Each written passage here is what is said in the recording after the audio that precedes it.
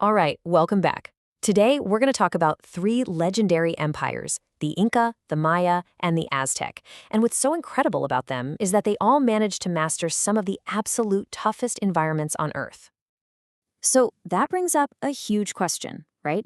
How do you build an empire when your home is a mountain range, a dense jungle, or a literal swamp? I mean, each of these civilizations faced this massive challenge right from the get-go. We're not just talking about finding a nice spot to settle down. This was about conquering nature itself.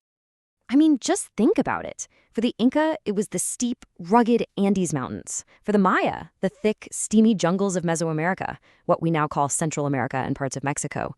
And for the Aztec, the swampy marshes of central Mexico.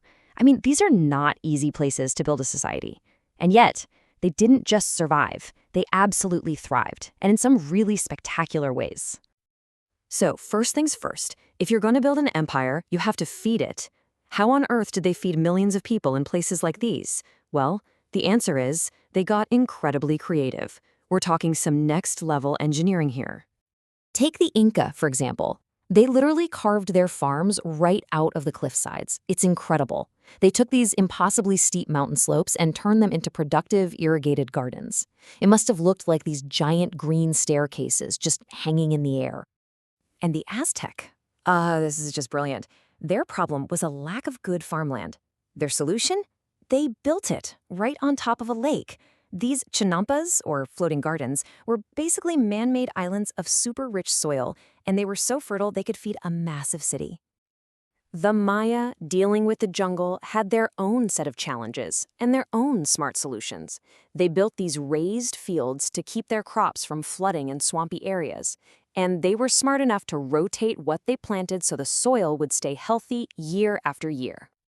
So, what were they growing with all this amazing tech? Well, corn, or maize, was a big deal for a lot of them. But the Inca, they gave the world something pretty special. You can thank them for being the very first civilization to cultivate the potato. Yep, the humble potato. Okay, so you've figured out how to feed millions of people. What's next? You have to organize them. Because an empire isn't just about food, it needs a solid social structure to keep everything from falling apart.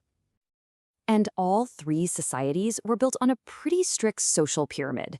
You had a powerful, almost godlike ruler at the very top, and then, way down at the bottom, you had the commoners and farmers, the people who really formed the backbone of the whole empire. But the Inca had this really fascinating community structure.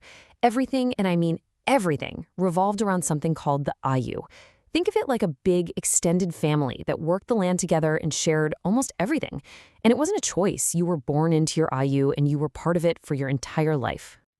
And let me tell you, the gap between the rich and the poor was vast. You could see it in everything. I mean, on one hand, you have peasants living in simple, one-room adobe huts. On the other, you have the Sapa Inca's palace, with walls literally covered in sheets of gold and stone baths. Just an incredible difference. But it wasn't just about farming and social structure. These civilizations were also buzzing hubs of incredible intellectual achievement and innovation. They were brilliant minds. Okay, so get this. How do you run a massive empire without a written alphabet? Just think about that for a second. The Inca solution was the quipu, this incredibly complex system of colored strings and knots. It was their library, their accounting book, their census, all rolled into one. Then you have the Maya, who were just mathematical geniuses. They were one of the first civilizations on the planet to independently come up with and use the concept of zero. I mean, that is a huge deal. It was a revolutionary idea that let them make incredibly precise and complex calculations. And their brilliance didn't stop with numbers. They matched that genius with their language skills. The Maya developed one of the most sophisticated writing systems in the entire ancient world.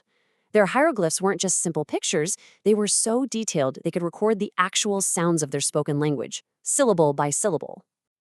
The Aztecs, on the other hand, really expressed their genius through their art. They were absolute master craftspeople. We're talking stunning jewelry made from gold, silver, and shimmering feathers, sculptures decorated with intricate mosaics of shell and turquoise, and these beautiful, vibrantly colored woven cloths. But, as we know, even the greatest empires don't last forever.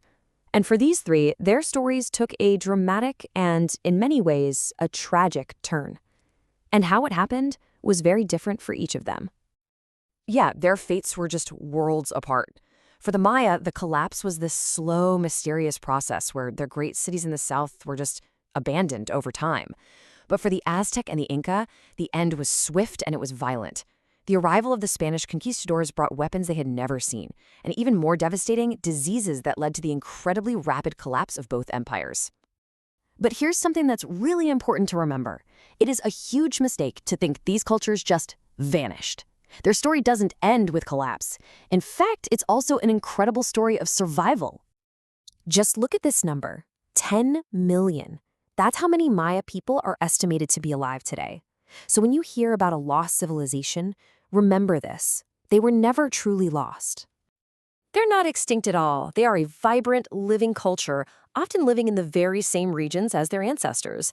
And it's the same for the descendants of the Aztecs, who live in Mexico today, carrying on their incredible heritage. You know, their stories of adapting to these insane environmental challenges are such a powerful reminder that human ingenuity, it's timeless.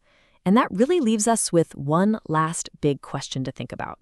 What can their ancient solutions for survival teach us about our own future?